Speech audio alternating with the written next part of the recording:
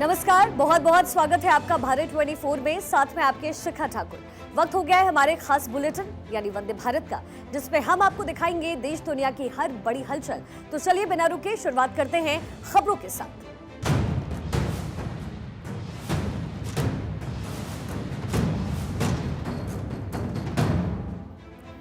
और चलिए वंदे भारत की करते हैं शुरुआत। देखिए, साल 2024 में विपक्ष की ओर से प्रधानमंत्री का चेहरा कौन होगा, ये वो यक्ष प्रश्न है जिसकी तलाश खुद विपक्ष कर रहा है। प्रधानमंत्री मोदी के सामने विपक्ष बार बार एकजुटता का दम भर रहा है, लेकिन ममता बनर्जी ने नया ऐलान कर सियासी बखेड़ा खड़ा कर दिया।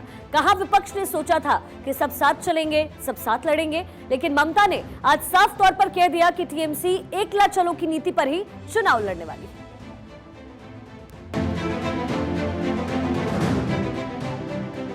दो 2024 के चुनावी समर में जाने से पहले विपक्ष एकता का दम भर रही है।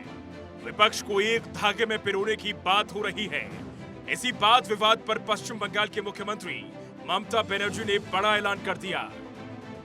তৃণমূল কংগ্রেস আর মানুষের যোগ হবে, আমরা ওদের কারোর সাথে যাব না, আমরা একা লড়বো মানুষের সমর্থন নিয়ে। যারা বিজেপিকে হারাতে চায় তারা আমাদের ভোট দেবে, এটা আমি বিশ্বাস করি। আর যারা কংগ্রেস সিপিএম কে ভোট দেবে তারা বিজেপিকে ভোট দেবে, এটা আমি বিশ্বাস করি। এই সত্যটা উদ্ঘাটিত তো আজকে হয়ে। ये ऐलान है अकेले चुनाव लड़ने का। ये ऐलान है 2024 के समर में अकेले ताल ठोकने का। ममता बनर्जी ने साफ कह दिया कि अगले साल लोकसभा चुनाव में टीएमसी अकेले चुनाव लड़ेगी। इसके साथ ही ममता ने कांग्रेस और माकपा पर भी निशाना साधा। उन्होंने उन पर बीजेपी से समझौता करने का आरोप लगा दिया। ममता का ये बयान बंगाल की सागर दिघी सीट के नतीजों के बाद सामने आया है, जिसमें टीएमसी को करारी हार का सामना करना पड़ा। इस चुनाव में ममता ने दावा किया कि बीजेपी ने अपने वोट कांग्रेस को ट्रांसफर किए। ममता की एकला चलो की नीति ने विपक्ष की एकता पर भी सवाल खड़े कर दिए हैं। एक ओर बार बार विपक्षी एकता की ताल ठोकी जाती है, लेकिन दूसरी ओर ममता के इस बयान से विपक्ष पर ही सवाल खड़े हो रहे हैं। की पार्टी के बारे में निर्णय तो वही लेंगे। रही बात कांग्रेस की, तो कांग्रेस हमेशा लाइक माइंडेड ये शब्द बार बार इस्तेमाल करती है। समान विचारधारा के दलों को एकजुट करने के लिए कृत संकल्प है, इसमें कोई समझौता नहीं। अभी ज्यादा दिन नहीं हुए जब बिहार के मुख्यमंत्री नीतीश बाबू ने विपक्षी एकता का जोर लगा दिया था। पटना में भारतीय कम्युनिस्ट पार्टी के अधिवेशन में उन्होंने साफ कहा था कि अब कांग्रेस को निर्णय लेना होगा कि 2024 में क्या रणनीति होनी चाहिए और विपक्षी एकता को किस तरह से मजबूत करना चाहिए। यदि कांग्रेस इस बात पर तैयार हो जाए तो 2024 में भाजपा 100 सीटों के अंदर सिमट कर रह जाएगी। और हम लोग को बुला करके बात कर लीजिए कि कहां और किनके साथ एकजुट होकर के अगला चुनाव लड़ना है। ये जिस दिन फैसला कर दीजिएगा और उसी दिन हम सब लोग एकजुट हो जाएंगे, हम मिल करके लड़ेंगे, तब जान लीजिए आप अच्छी तरह से मुक्ति हो जाएगी। और अगर आप लोग ठीक से सोच करके चलिएगा, जो हम कह रहे हैं शुरू से, हम इंतजार करें। नीतीश की सलाह पर इलू इलू की बात भी हुई थी। खुर्शीद ने इशारा किया था कि पहले आई लव यू कौन बोलेगा। कभी कभी प्यार में एक समस्या होती है, प्यार में समस्या होती है और तेजस्वी जी ये जानते हैं। प्यार में समस्या ये होती है कि पहले कौन कहेगा I love you.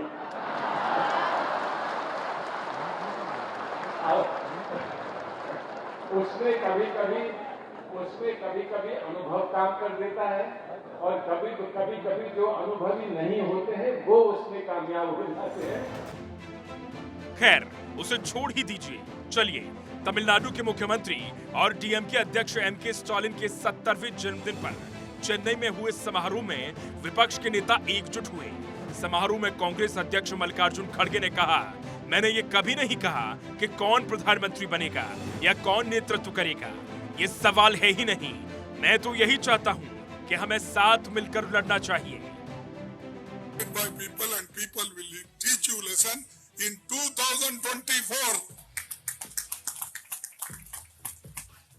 The alliance government will come in center. Congress will lead.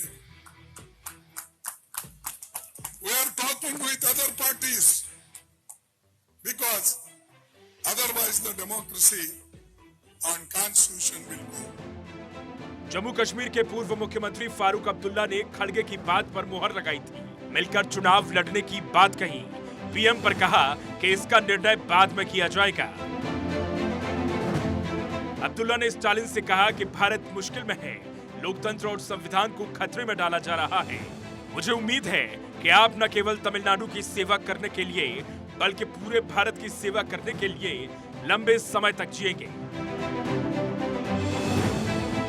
खैर, लौटते हैं वर्तमान में, जहां ममता ने कह दिया कि वो अकेले चुनाव लड़ेंगी।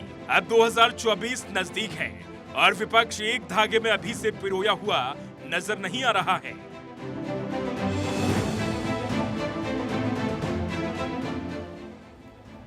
तो ममता बनर्जी ने साफ तौर पर ऐलान कर दिया कि वो अकेले ही चुनाव लड़ेंगी। उधर पूर्वोत्तर में चुनाव के बाद अगली कड़ी कर्नाटक है, जिसके लिए बीजेपी जी जान से इस वक्त जुटी है। एक बार फिर से विजय पताका लहराने अमित शाह कर्नाटक पहुंच चुके हैं, जहां उन्होंने विरोधियों पर करारा वार किया है।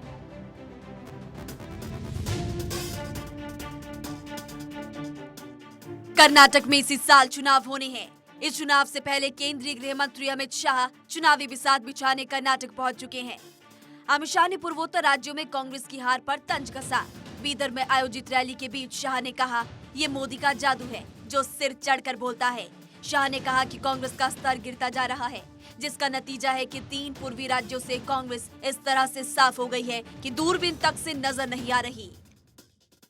उत्तर पूर्व में त्रिपुरा, नागालैंड और मेघालय, तीनों जगह कांग्रेस का सुपड़ा साफ हो गया। हारे तो हारे, ऐसे हारे हैं कि दूरबीन देकर भी दिखाई नहीं पड़ते हैं। अमित शाह ने कर्नाटक में विजय संकल्प रथ यात्रा को हरी झंडी दिखाई। इसके साथ ही उन्होंने परिवारवाद को लेकर कांग्रेस और जेडीएस पर निशाना साधा।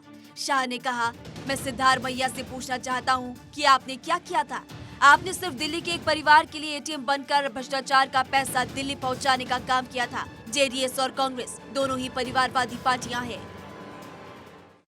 सिद्धरामैया जी ने क्या आपने क्या किया था? आपने केवल और केवल दिल्ली के एक परिवार के लिए एटीएम बनकर भ्रष्टाचार का पैसा दिल्ली पहुंचाने का काम किया है। मित्रों, ऐसे लोगों को मौका नहीं देना चाहिए। मुझे बताइए, राजनीति के अंदर, लोकतंत्र के अंदर किसी भी पार्टी पर एक परिवार का कब्जा होना चाहिए क्या? जोर से बोलिए, होना चाहिए। ये जेडीएस और कांग्रेस दोनों परिवारवादी पार्टियां हैं, वो कभी कर्नाटक का कल्याण नहीं कर सकती। मिशन कर्नाटक पर बीजेपी जुट गई है। तैयारियां तेज है, चुनौती भी बड़ी है और इस चुनावी समर में गृह मंत्री अमित शाह का धुआंधार प्रचार भी जारी है। Bureau report, Bharat 24। कर्नाटक से अब आपको लिए चलते हैं कैम्ब्रिज, जहां से राहुल गांधी ने बयान देकर सियासी बखेड़ा खड़ा कर दिया।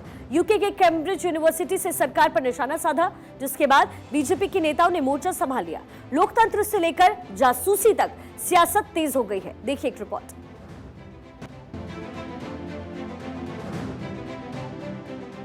एक बार फिर पेगासस का जिन्न बाहर निकल आया है। राहुल के बयान ने एक बार फिर देश में सियासी बखेड़ा खड़ा कर दिया है। अब जरा वो बयान आप सुन लीजिए।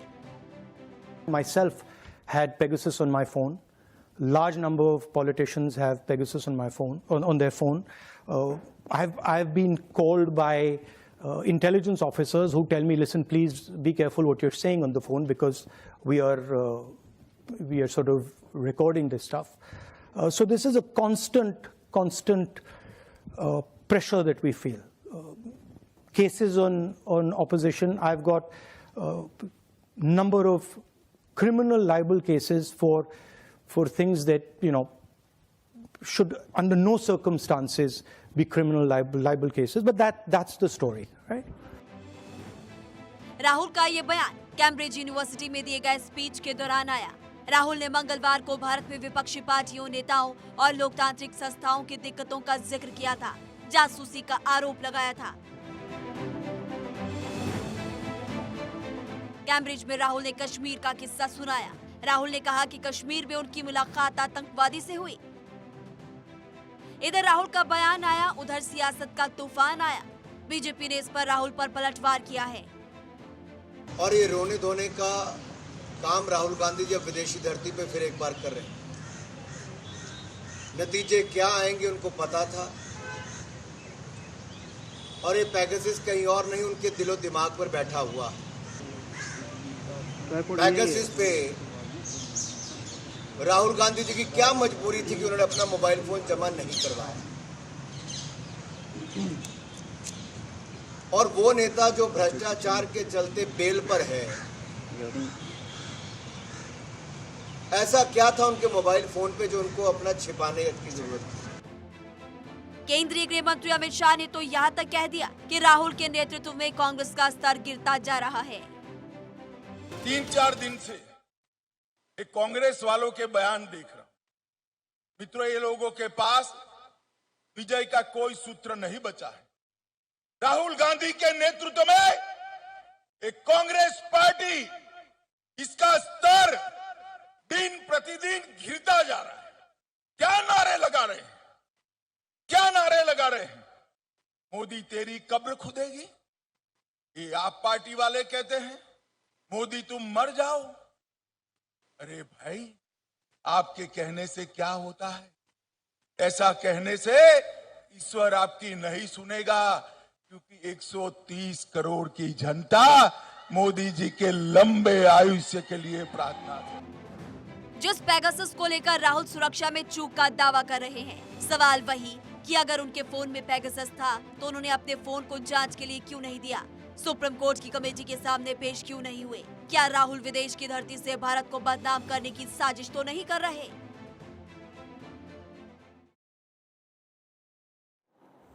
तो देखिए, राहुल गांधी के बयान पर सियासी घमासान छिड़ा हुआ है। राहुल गांधी ने कैम्ब्रिज में जो 5 बड़े बयान दिए, वो अब आपको एक एक करके हम बताते हैं।